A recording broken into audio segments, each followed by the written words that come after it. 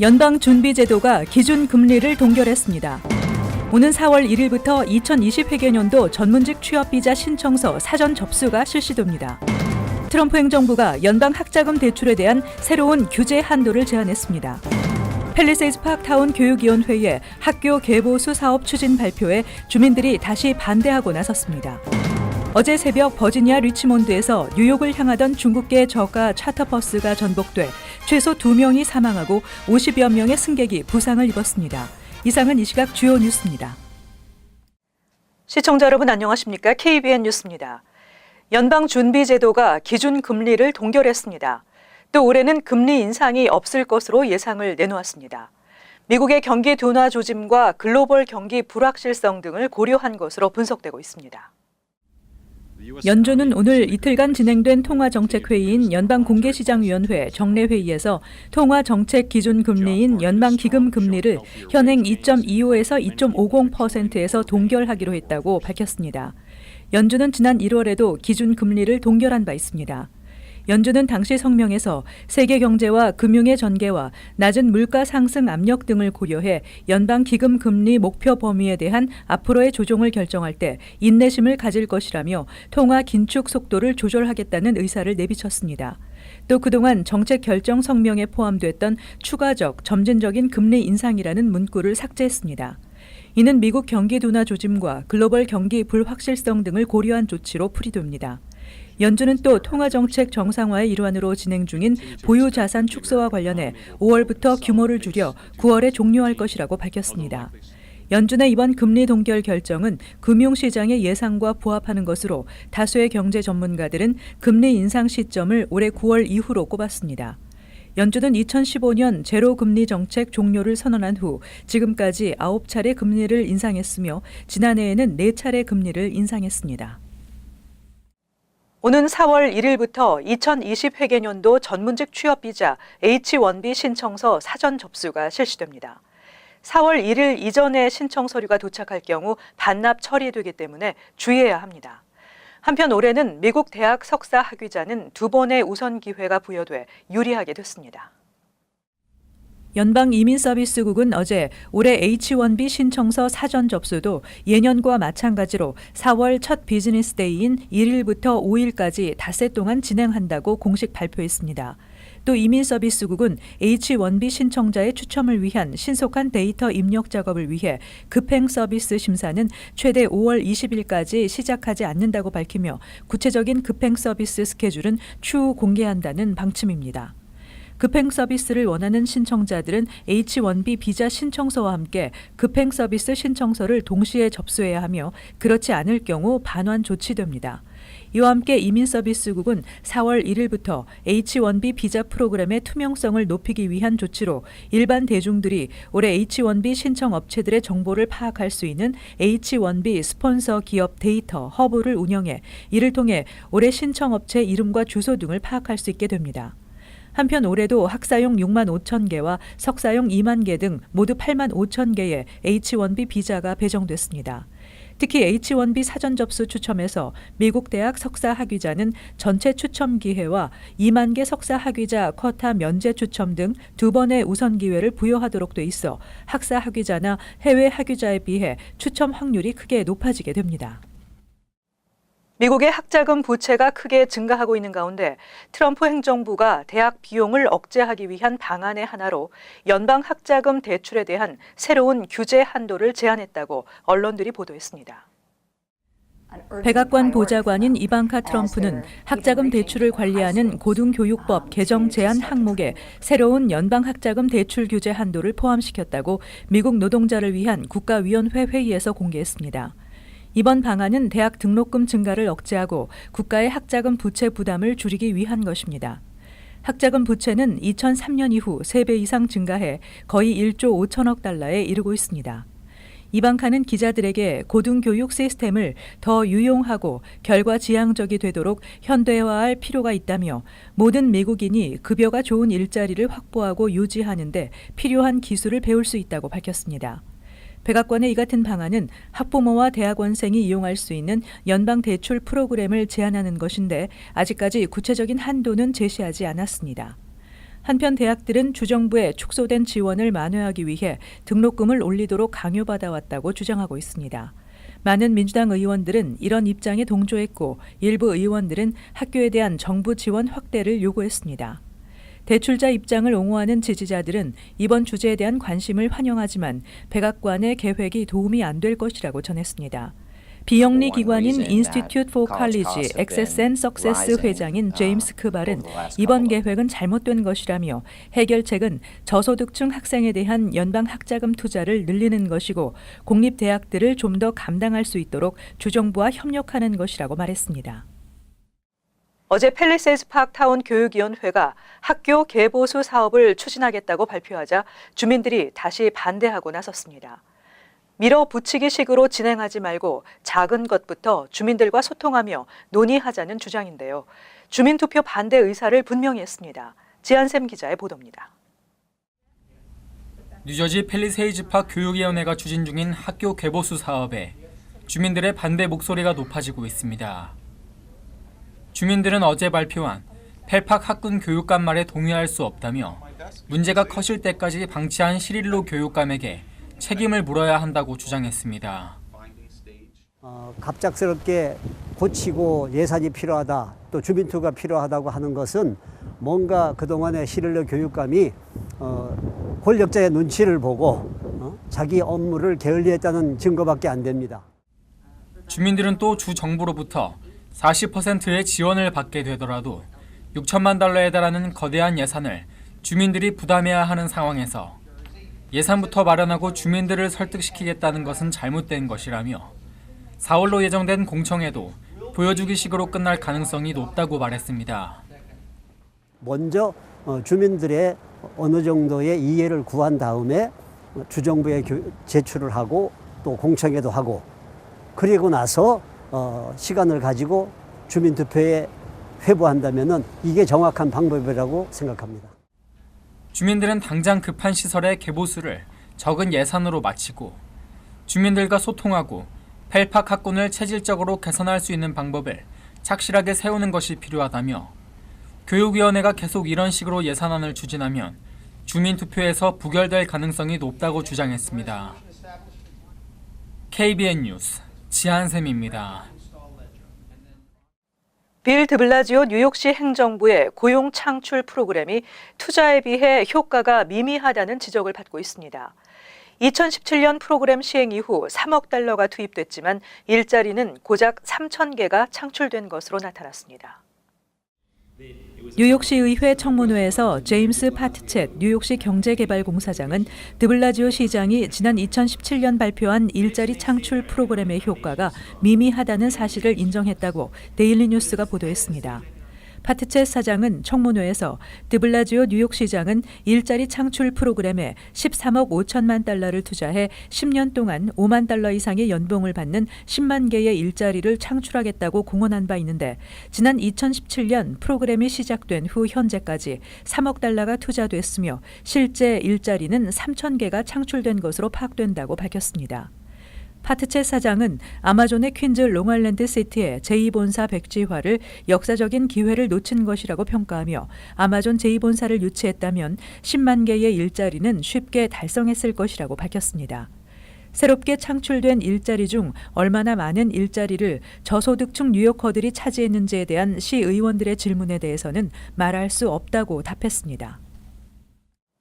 어제 새벽 버지니아 리치몬드에서 뉴욕을 향하던 중국계 저가 차터버스가 전복되는 사고가 발생했습니다. 이 사고로 최소 2명이 사망하고 50여 명의 승객이 부상을 입었습니다. 부상자 대부분이 중국계 등 아시안이며 한인도 포함됐을 가능성이 커 보입니다.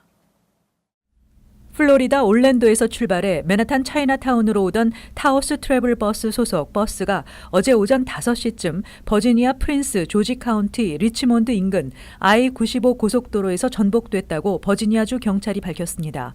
이 사고로 탑승객 중 여자와 남자 각각 1명씩 모두 2명이 사망했으며 나머지 승객 54명도 중경상을 입고 인근 병원에서 치료를 받고 있는 것으로 전해졌습니다. 사고 버스에는 당시 운전기사를 포함해 모두 57명이 타고 있었던 것으로 밝혀졌으며 대다수가 중국계 등 아시안일 가능성이 높으며 상당수 한인들도 차이나타운의 저가 버스를 이용하고 있어 한인도 포함됐을 가능성이 있습니다.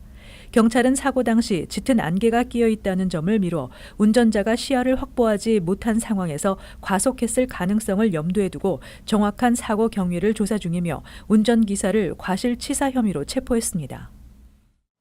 뉴욕시 학교 인근 과속 감시 카메라를 확대하는 법안이 주 상하원에서 모두 통과됐습니다. 법안이 시행되면 뉴욕시 5개 보로에 과속과 사고 다발 지역을 중심으로 600여 개의 감시 카메라가 설치될 것으로 예상되고 있습니다. 뉴욕주 상하원은 어제 뉴욕시 학교 인근의 과속 감시 카메라의 수와 운영 시간을 늘리고 뉴욕주 업스테이트 버팔로 지역에도 학교 인근 과속 감시 카메라를 설치하는 파일럿 프로그램을 도입하는 법안을 통과시켰습니다. 안드레아 스튜어트 커즌스 주 상원 민주당 원내대표에 따르면 지난 2013년부터 뉴욕시에서 실시한 파일럿 프로그램을 통해 감시 카메라가 설치된 지역은 사고 위험이 60%가 줄어든 것으로 확인됐습니다.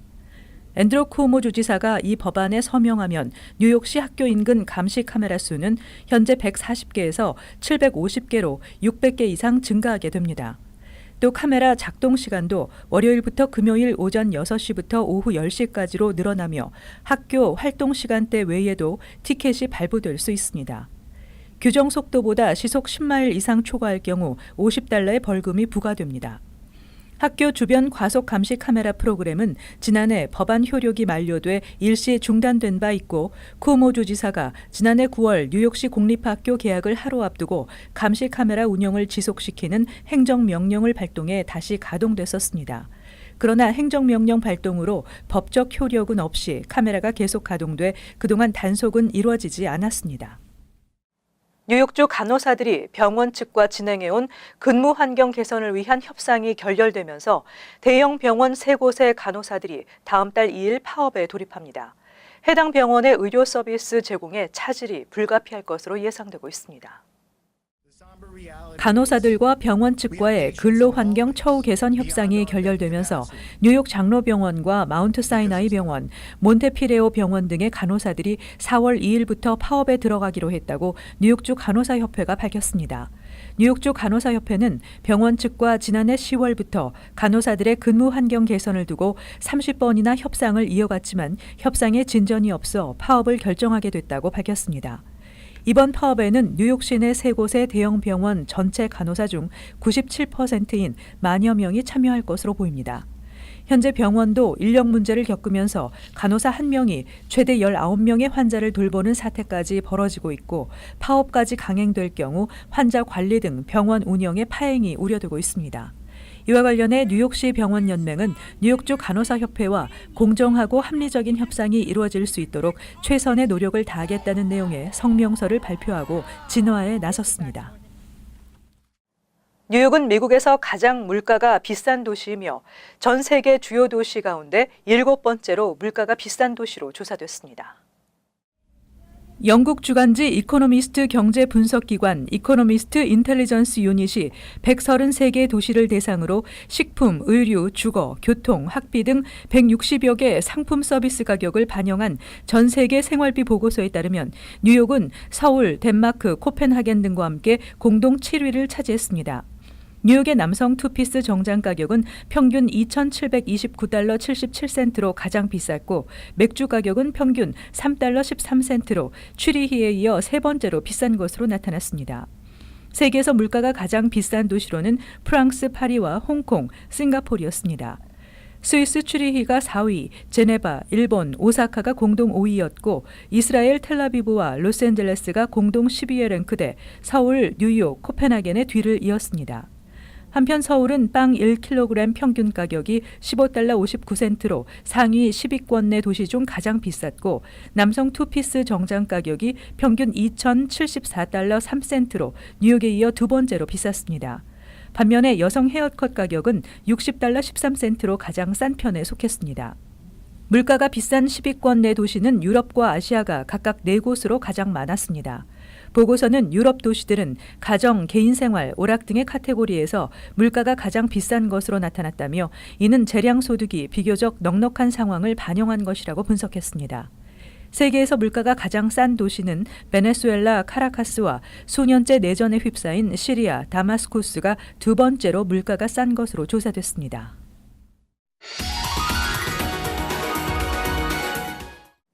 이어서 LA 지역 한인사회 소식입니다. USC 등록금이 지난해에 이어 올해도 또 인상됩니다. USC 이사회는 2019-2020 학년도 등록금을 3.5% 인상하는 방안을 승인했다며 학비 인상은 올 가을 학기부터 적용된다고 밝혔습니다. 이에 따라 USC 학생들이 부담해야 하는 학비는 57,256달러로 인상됩니다. USC 대학 당국은 학비가 인상돼도 저소득층 학생을 위한 학자금 지원을 확대할 것이라며 학생들에게 최고의 수업 환경을 제공할 수 있을 것으로 기대했습니다.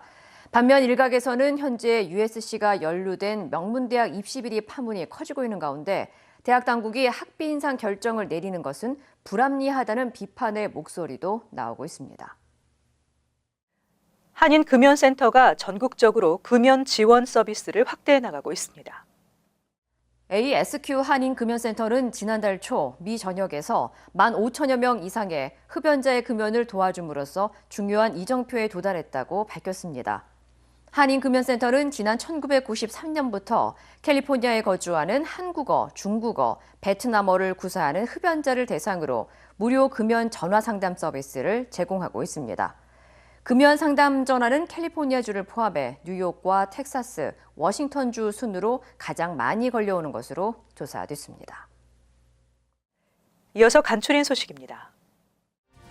이민서비스국이 최근 공개한 2019 회계년도 가족이민 초청을 위한 재정 보증 기준에 따르면 알래스카와 하와이를 제외한 48개 주 거주자는 2인 가족 기준 연소득이 지난해 2만 575달러에서 2만 1,137달러로 상향 조정됐습니다. 또 3인 가족은 2만 5,975달러에서 2만 6,662달러로 4인 가족은 3만 1,375달러에서 3만 2,187달러 등으로 각각 늘어났습니다. 이는 2019 연방 빈곤선이 인플레이션에 따라 높아진 데 따른 것입니다. 빌 드블라지오 뉴욕시장은 어제 퀸즈 플러싱 타운홀 등 175개 단체에 뉴욕 메트로폴리탄 박물관 정액 입장료 수익금 중 일부인 280만 달러를 배분하겠다고 밝혔습니다. 이번에 발표된 수혜 단체 중 중국계 문화단체 등이 포함됐지만 한인단체는 한 곳도 없는 것으로 나타났습니다. 메트로폴리탄 뮤지엄은 지난해 3월 1일부터 뉴요커를 제외한 관람객들로부터 25달러의 입장료를 받는 정책을 시행하고 있습니다. 어제 뉴욕 크리스티 경매 아시아 위크를 맞아 열린 한국 미술품 경매에서 고려 청자인 청자 상감 구름학 무늬 매병이 최고가인 37만 5천 달러에 팔렸습니다. 이어 작가미상의 산수와 그림의 16세기 족자가 예상가의 3배를 넘는 31만 2천 달러의 높은 가격에 거래됐습니다. 이 밖에 19세기 조선시대 사각 청화 백자병 15만 달러, 평양 지도가 그려진 19세기 8폭 병풍이 13만 7,500달러의 경매가를 기록했습니다. 뉴저지주 상원 법사위원회와 주 하원 세출세입위원회는 기호용 마리화나 소지와 사용을 합법화하는 법안을 가결 처리했습니다. 법안은 오는 25일 열리는 주 상하원 본회의에서 최종 표결에 붙여져 본회의를 통과할 경우 기호용 마리화나 합법화는 사실상 확정됩니다. 법안은 마리화나 소지와 사용은 21세 이상 성인에만 하나며 1인당 구입과 소지량은 1온스까지입니다. 계속해서 환율과 증권 소식입니다.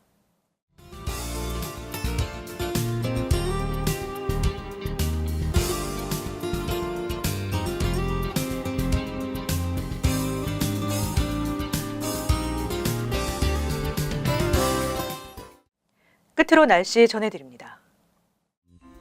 목요일 흐리고 비가 예상됩니다. 낮 최고 기온은 49도, 섭씨 영상 9도, 밤 최저 기온은 42도, 섭씨 영상 6도 예상됩니다. 금요일 흐리고 오후에 비가 내리며 강한 바람이 불겠습니다. 토요일 맑겠으나 바람이 예상됩니다. 이상으로 KBN 뉴스를 마칩니다. 시청해주신 여러분 고맙습니다.